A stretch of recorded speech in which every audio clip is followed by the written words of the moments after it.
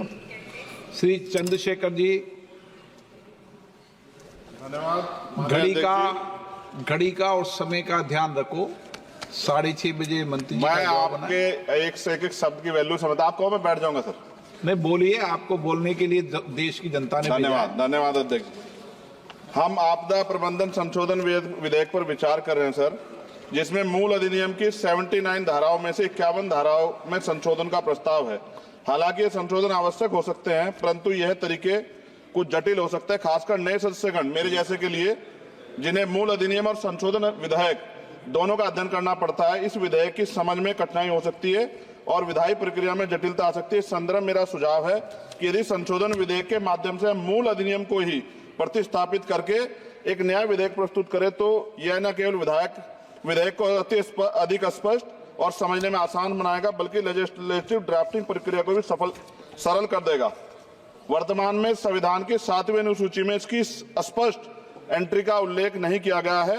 मंत्री जी कृपया यह बताने का कष्ट करें कि वर्तमान विधेयक संविधान की 7वीं अनुसूची के किस एंट्री में कवर है।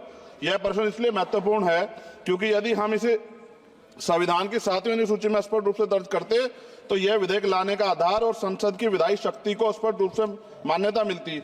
इसके बिना यह विधेयक संविधान के तहत अपनी पूरी वैधता का दावा नहीं कर सकता, जिससे इसे लागू करने में होने में अस्पष्टता उत्पन्न हो सकती है। इसलिए मेरा सुझाव है भविष्य में इस प्रकार के विधेयक लाते समय संविधान की 7वीं अनुसूची में आपदा प्रबंधन के लिए एक स्पष्ट प्रविष्टि जोड़ी जाए, ताकि संसद की विधायी शक्तियां स्पष्ट रूप से विधेयक और औचित्य की तरफ पूरा करें।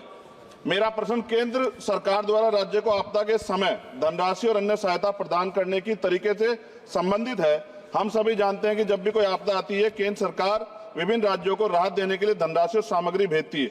हालांकि यह देखा गया कभी कभी सरकारें अपनी पार्टी शासित राज्यों में को प्राथमिकता दे, जबकि विपक्षी दल द्वारा शासित राज्यों को धनराशि कम, विलंब और भेदभाव पूर्ण तरीके से दी जाती है। इस भेदभाव का राजनीतिक विवाद और आरोप प्रत्यारोप उत्पन्न होते हैं। विशेषकर जब आपदा की स्थिति गंभीर होती है तो ये भेदभाव और देरी राज्यों के लिए अधिक संकटपूर्ण हो सकता है। इसलिए मेरा सुझाव है इस विधेयक में एक स्पष्ट प्रावधान होना चाहिए, जिसमें यह सुनिश्चित किया जाए कि सभी राज्यों को आपदा के सहायता समान रूप से समान मानकों के आधार पर दी जाएगी।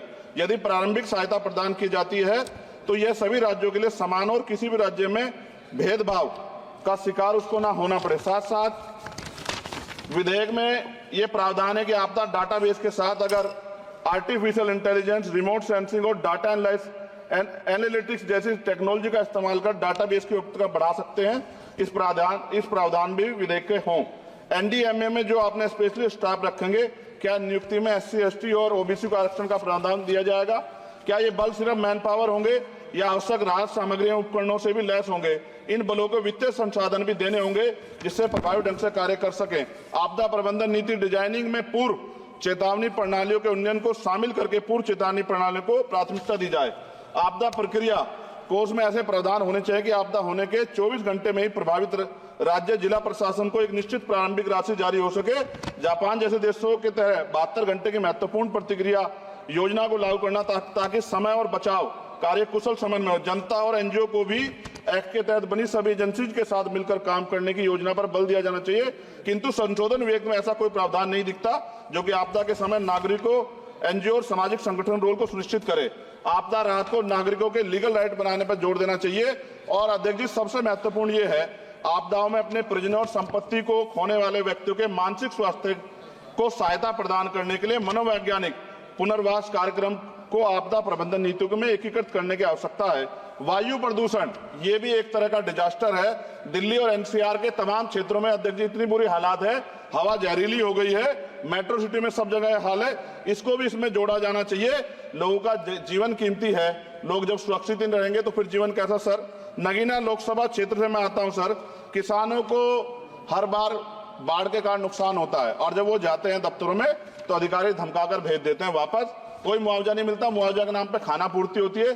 सभी लोगों में चिंता है अध्यक्ष जी। इसलिए मैं माननीय मंत्री जी से मांग करूंगा कि जो मांगे हम देश में रखी हैं, अगर उनको जोड़ दिया जाए तो इसका फायदा आम जनता, किसानों, सब उन वर्गों को मिलेगा जिनके लिए हम लोग सोचते हैं। और भारत बड़ा देश है, बड़ा भूवर्ग है, कहीं बाढ़ है, कहीं अग्नि है, कहीं जो है रेत की समस्या है, तमाम तरह की मुसीबतें यहाँ है।